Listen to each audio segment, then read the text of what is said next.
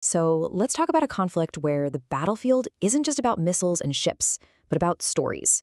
It's a war with two completely different realities, where each side's narrative is a weapon, designed to rally people at home and justify their actions on the world stage.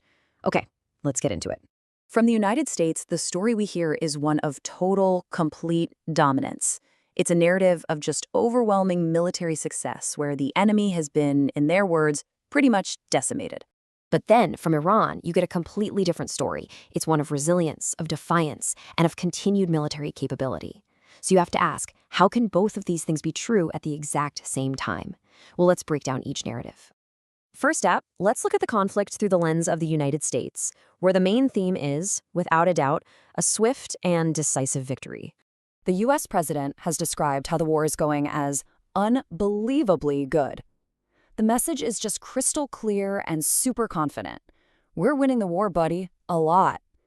This way of framing it suggests not just that they have an advantage, but that the conclusion is already a done deal.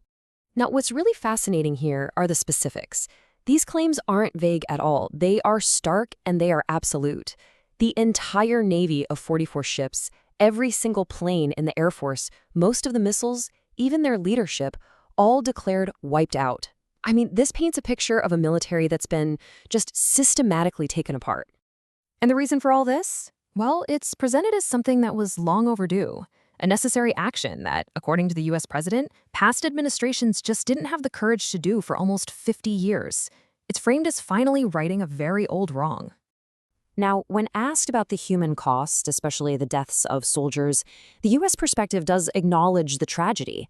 It's described as, an inevitable and sad part of war, but it's one that doesn't really change the overall strategy.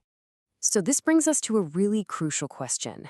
If the victory is so complete, so total, why is the fighting still going on? And that question leads us directly to the other side of this information war.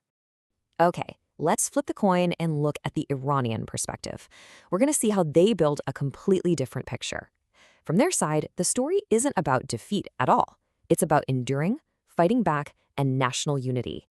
So a key point here is this emphasis on national identity over any political squabbles. The message from Iran's leadership is that an attack from the outside just unifies the country, and that's something they believe their enemy just fundamentally doesn't get. And this slide right here shows the direct contradiction perfectly. While the U.S. is claiming missile capabilities are gone, Iran is asserting its stockpiles are fully intact. And not only that, they're claiming hundreds of missiles are hitting U.S. forces every single day, portraying this active and powerful ongoing offensive. The strategic fallout is also framed completely differently. Iran says it hasn't blockaded the critical Strait of Hormuz, but that the fighting itself has made it impossible to pass through.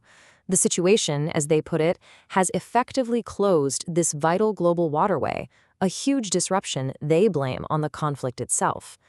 At the very heart of the Iranian narrative is this deep grievance, the assassination of their leader.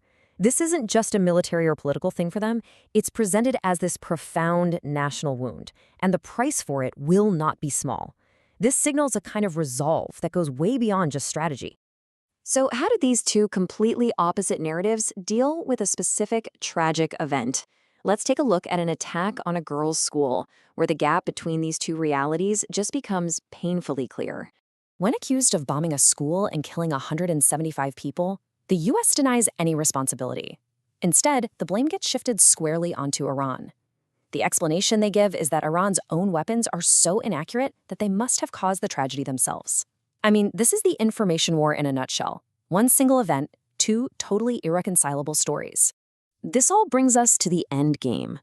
If these two sides are living in completely different realities, what does a resolution even look like?